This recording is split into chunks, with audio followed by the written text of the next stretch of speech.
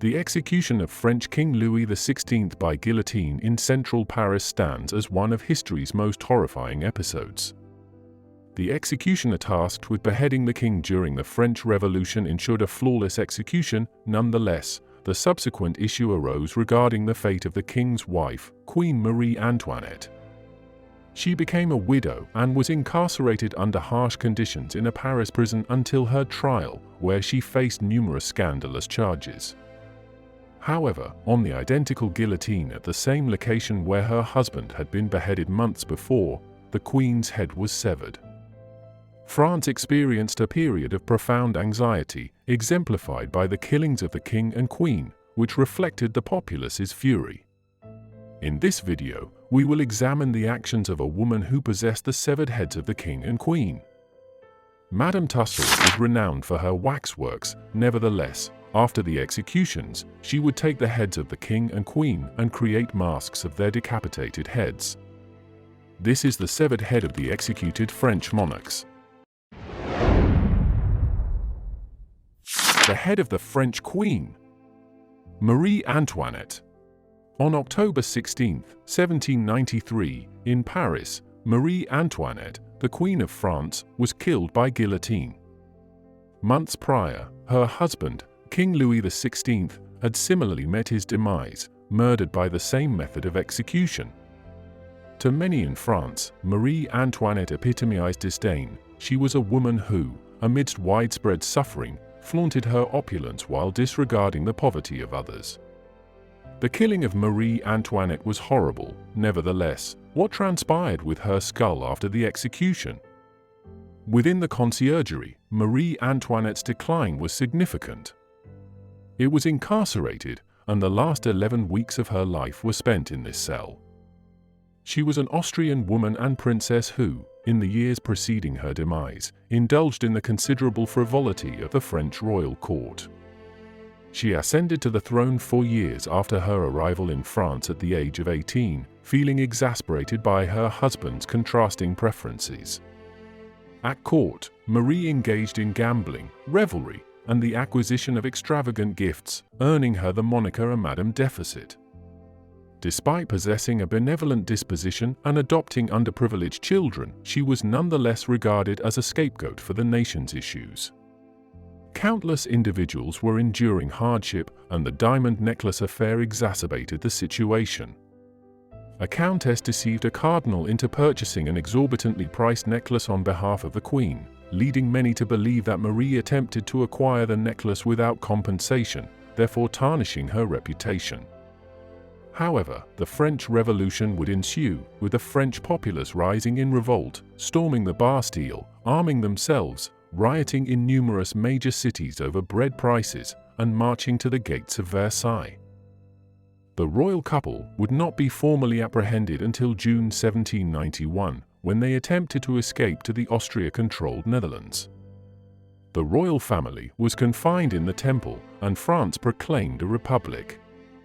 This marked the conclusion of the monarchy, which had governed for about 1,000 years in the country. However, in January 1793, King Louis XVI was condemned to death for treason against the state and the French populace. He was permitted to spend time with his family prior to his execution before a large crowd in Paris. After her husband's demise, Marie Antoinette was imprisoned and subsequently transferred to the conciergerie months prior to her execution, a location infamously referred to as the antechamber to the guillotine. She remained there for 2 months before facing trial. He was 37 years old, her hair was white, and her complexion was pale.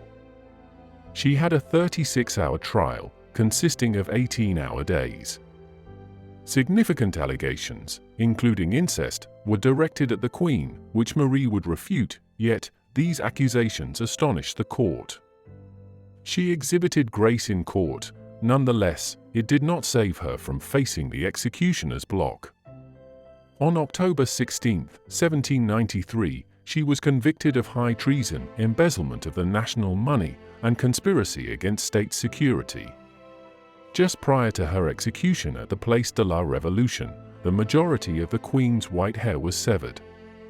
At 12:15 p.m., she ascended the scaffold to greet Charles Henri Sampson, her executioner, who had previously executed her husband, the king, months before. He wore a black mask and likely never anticipated that he would execute the Queen of France, his old boss. Marie, attired in white, inadvertently trod onto the executioner's foot and murmured, "Pardon me, sir, I did not intend to," which became her final utterance. Saint-Homme swiftly secured her to the wooden board and positioned Marie beneath the blade before releasing it. Her head was severed in a single swift strike. Sampson subsequently raised her head and proclaimed, "Vive la République!" Subsequent to her execution, Marie Antoinette's remains were transported approximately half a mile north. They were transported to the cemetery located behind the Church of Madeleine. During the lunch break of the gravediggers, who had been interring numerous guillotine victims, Madame Tussaud used the opportunity to clandestinely get a plaster death mask and cast of the Queen's head as her bones were being prepared for burial. Subsequently, her body was interred in an unmarked grave, and same cemetery would be occupied the following year by adversaries of the Revolution. It is thought that Marie Antoinette's head was subsequently discarded into the unmarked tomb. Marie's body was exhumed on January 18, 1815, and subsequently, the royal bones were interred with Christian rites in the necropolis of the French kings in the Basilica of Saint Denis. Madame Tussaud resurrected Marie Antoinette from her death mask by employing the plaster cast to create a model of her head, depicting the French queen with short hair, closed eyes, pursed lips, and facial markings. This is the most accurate representation of the head of the Queen of France post-execution. Marie Antoinette epitomized the deficiencies of the Ancien Régime and the French monarchy for many individuals. The royal family exacerbated the nation's financial difficulties, with Marie serving as a scapegoat for the situation. She was a woman with a penchant for luxury, expending substantial sums on the renovation of royal palaces adorned with the finest furnishings from throughout Europe. However, she would meet a gruesome demise on the guillotine, like to thousands of others, including her husband, during the French Revolution. Witnesses of her execution would forever remember the moment the French Queen was beheaded. The head of the French King Louis XVI.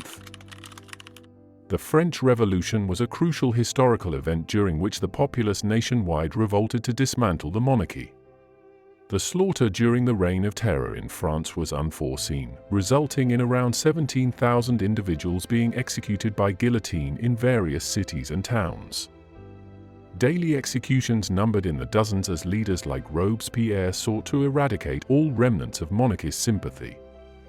This occurred following the execution of King Louis XVI of France, a monarch who was flawed and garnered significant animosity and condemnation from his citizens. However, Louis XVI would ultimately be escorted to the guillotine, where an executioner severed his head. Subsequent to his demise, a cast of his head was created by the notorious Madame Tussaud, presenting a rather eerie depiction of the king in his dying moments. King Louis XVI was the final monarch of France, and he, along with his spouse, Queen Marie Antoinette, faced significant criticism. As the French populace faced starvation from escalating bread prices, the royalty squandered substantial funds on opulent furnishings and extravagant festivities, while also recklessly depleting the coffers through gaming. The uprising was fueled by rage, leading to significant events like the storming of the Bastille, which undermined the monarchy, ultimately resulting in the detention of the king, queen, and royal family. Discussions were held throughout Europe concerning their preservation. However, escalating hostilities resulted in the king being sent to trial. He was compelled to dismantle the monarchy, resulting in France's transformation into a republic. Louis was summoned to trial and transported from the Temple prison to appear before the National Convention. He was charged with high treason and crimes against the state, and on January 15, 1793, 721 deputies and members of the convention deliberated on his fate. 693 admitted his guilt. Nevertheless, the soldiers were then tasked with determining the fate of the king. 361 individuals voted in favor of execution. Louis XVI was sentenced to death by a solitary vote. The prompt execution of the king was thereafter orchestrated, and this would constitute the definitive resolution. His execution occurred on January 21, 1793. On that day, Louis arose early in the morning. His valet assisted him in dressing, after which he visited an Irish priest to confess. He would attend his final service and partake in communion. However, Louis was counseled against seeing his family, since it would be excessively challenging. He subsequently discloses his last desires to the priest, stating that the royal seal is to be bestowed upon the Dauphin and that his wedding ring should be given to his wife and queen. Subsequent to the benediction, he proceeded to confer with the commander of the guard. In the second court, a green carriage awaited him, in which he then took a seat alongside the priest and two guards positioned opposite. The carriage departed from the temple at 9 a.m. and, for more than an hour, proceeded to the execution site, accompanied by drummers. The drummers performed to obscure any supportive sounds, while the path to the guillotine was flanked by 80,000 National Guard men. They were accompanied by cavalry, soldiers with drawn sabers. A supporter of the royal family had assembled a contingent of 300 men in the vicinity of Rue de Sillery. However, he subsequently became disheartened when the men withdrew their support. At 10 o'clock, the carriage transporting the king appeared at the Place de la Révolution and proceeded towards the location where the scaffold had been constructed and the guillotine was positioned. The guillotine was designed for swift executions, receiving royal endorsement in prior years, yet the king could not have anticipated that his support would ultimately result in his own decapitation by the apparatus. The square was populated by several guards encircling the scaffold, armed with firearms, alongside a crowd wielding pikes and bayonets. His confessor documented the journey, stating, "The route to the scaffold was exceedingly arduous. The king had to rely on my arm for support." Due to his slow pace, I briefly feared for his resolve. However, to my astonishment, upon reaching the final step, he abruptly released my arm and confidently traversed the entire width of the scaffold. With a mere glance, he commanded silence from the 15 or 20 drums positioned before me. In a voice so resonant it could have been heard at the Pont Tournant, he clearly articulated these poignant words: "I die innocent of all the crimes attributed to me. I forgive those responsible for my demise, and I beseech God that the blood you are about to shed may never be avenged in France." Louis XVI thereafter exited his carriage, when he was approached by the executioner, Charles-Henri Sanson, who was designated to carry out the execution.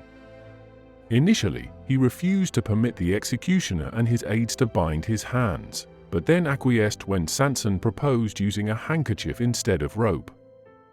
The executioner's assistant swiftly cropped his hair and detached his shirt collar to prevent any obstruction in the guillotine's blade, ensuring a clean severance. He was thereafter escorted to the scaffold. While atop it, he shouted to the throng and declared his innocence. A drum roll was commanded to obscure the concluding remarks and propel him toward his demise. The executioner subsequently secured the king to the guillotine's bench and positioned it beneath the apparatus to maintain its stability.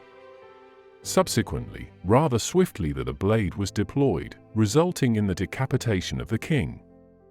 An eyewitness reported that the blade did not cut through the neck. However, due to misalignment, it penetrated the back of the skull and entered the jaw. However, Sanson seized the decapitated head from the basket into which it had fallen and displayed it to the audience as the onlookers surged forward to immerse their handkerchiefs in the blood of the late former king. The executioner would thereafter comment on the execution.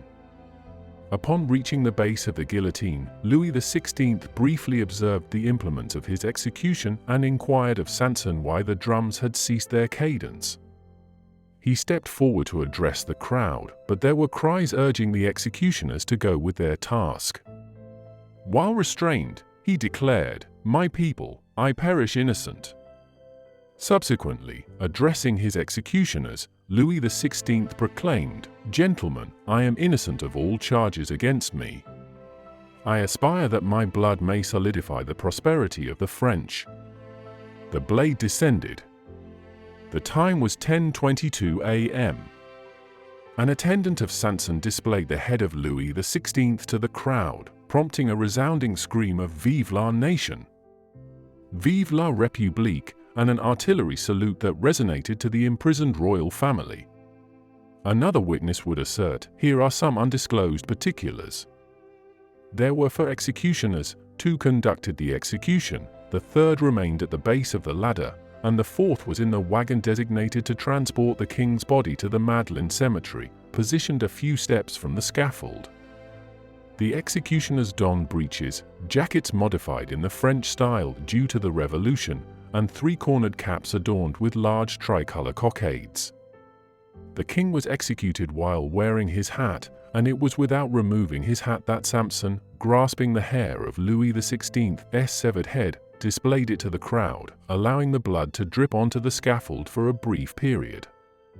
Subsequent to the execution, Marie Tussaud, also known as Madame Tussaud, was commissioned to create a death mask or full-body cast of the executed King Louis XVI. She would similarly extend this courtesy to Marie Antoinette and other notable French politicians, and she would have executed this prior to his interment.